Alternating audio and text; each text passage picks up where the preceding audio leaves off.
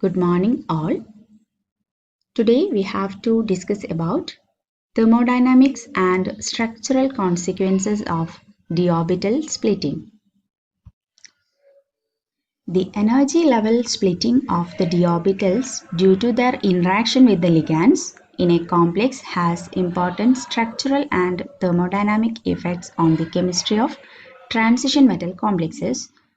And there are two major kinds of structural effects. That is, first one is effects on the ionic radii of metal ion with regular octahedral or tetrahedral geometries, and the second one is structural distortions observed for certain electronic configurations. And also CFSE, crystal phase stabilization energy, are important factors in determining the magnitude of hydration energy and lattice energies and other thermodynamic properties of the transition metals. First, we have to discuss about the effect of ionic radii.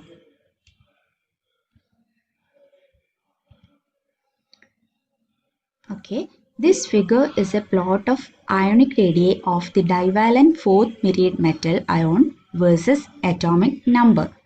Here, this dashed line represents the behavior predicted based on the effect of screening and variation in effective nuclear charge.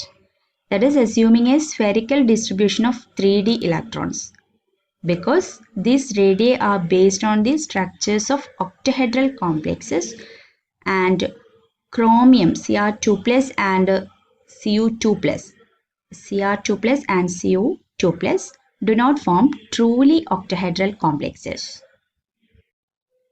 Here only calcium Ca2 plus, that is the outer electronic configuration is D0, and Mn2 plus D5, that is high spin D5, and Zn2 plus, the outer electronic configuration is D10, lie on the smooth dashed curve, and all other divalent ions are false below this curve because they have asymmetrical distribution of d electrons.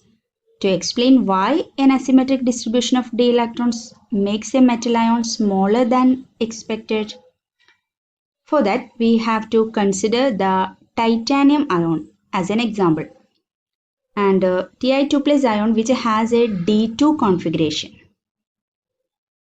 with both electrons in the T2g orbitals. Because the T2g orbitals are directed between the ligands and 2 d electrons are enabled to shield the ligands from the nuclear charge, and consequently the ligands experiences a higher effective nuclear charge than predicted. Okay, the metal ligand distance is usually a short and the ionic radii is smaller than expected. If instead the two electrons were distributed uniformly over all the 5d orbitals, they would be much more effective at screening the ligand from the nuclear charge and making the metal ligand distances are longer and giving the metal to a larger ionic radii. Okay, and a similar effect is observed for V2 plus, that is vanadium 2 plus ions, which has a D3 configuration, because the 3 electrons in the T2g orbitals provide essentially no shielding of the ligands from the metal, and the ligand experiences the full increase of +1 nuclear charge that occurs from titanium to vanadium. Consequently, the observed ionic radii of V2 plus ion is significantly smaller than the titanium ion. And skipping the chromium 2 plus ion for the moment, consider D5 Mn2 plus ion, manganese ion, because the nuclear charge increases by +2 from vanadium to manganese, and manganese might be expected to be smaller than vanadium. The 2 electrons added from vanadium to manganese occupy the Eg orbitals, however, which are oriented directly towards the 6 ligands. Because these electrons are localized directly between the metal ion and the ligands, they are effective at screening the ligands from the increased nuclear charge. As a result, the ionic radii actually increases significantly from vanadium to manganese despite the higher nuclear charge of the later.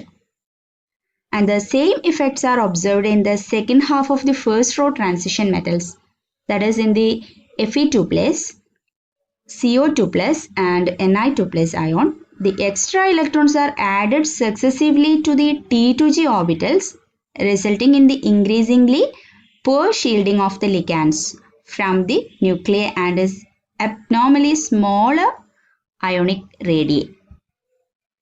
And skipping over copper 2+ ions, adding the last two electrons causes a significant increase in the ionic radii of Zn2+ despite its greater nuclear charge.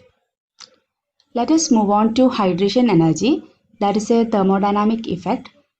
Here the crystal field splitting energies can be large as several hundred kilojoules per mole, which is the same magnitude as the strength of many chemical bond or the energy change in the most chemical reaction. Consequently, the CFSE are important factors in determining the magnitude of the hydration energy, lattice energy, and other thermodynamic properties of the metal. And the hydration energy is defined as the change in enthalpy for the reaction like metal ions when combined with the water molecule. That is hydration. Here the enthalpy change is called hydration energy. And also hydration energy cannot be measured directly. They can be calculated from experimentally measured quantities using thermodynamic cycles. In this figure, we have plot hydration energy of the fourth period metal dication versus atomic number, forms a curve with two valleys. Like ionic radii, the overall shapes are almost identical and only the three cations like calcium, magnesium and zinc lie on the dashed line. In this, the dashed line corresponds to hydration energies calculated based on electrostatic interactions, and subtracting the CFSE value for hydrated complex, that is MH2O 6 times 2 plus hydrated complex ions, and from the experimentally determined hydration energies gives the point shown as open circles, which is very near the calculated curve. The next is lattice energy. What is lattice energy? It is the energy released when ions are combined to make a compound. That is called lattice energy. Lattice energy is also calculated experimentally. Let us consider the dichlorides of transition metals of the first transition series from calcium to zinc. That is CaF2 to CaCl2 to ZnCl2. In this, since ionic radii of metal ions are expected to decrease gradually, their lattice energy should increase. This is because the lattice energy is inversely proportional to the inter-ionic distance. Since the radius of the ion is same in all these compounds, the lattice energy should be inversely proportional to the ionic radii of the metal ion. This is actually the case as is evident from the plot of lattice energy against the number of d electrons, and almost straight line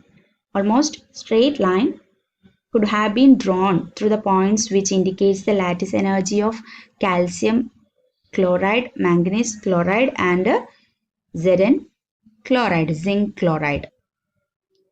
However, the points showing the observed lattice energies of all the other bivalent metal chlorides of the series follow an irregular variation, and the points showing the observed lattice energies of these chlorides lie above the points which show their theoretical lattice energies in the absence of any crystal field effects.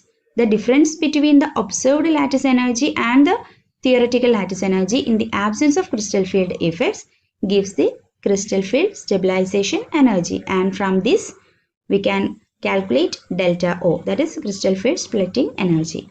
And if there was no crystal field splitting of d orbitals, then a smooth graph would have been obtained. That's all about thermodynamic and structural consequences of crystal field theory or crystal field splitting. Thank you.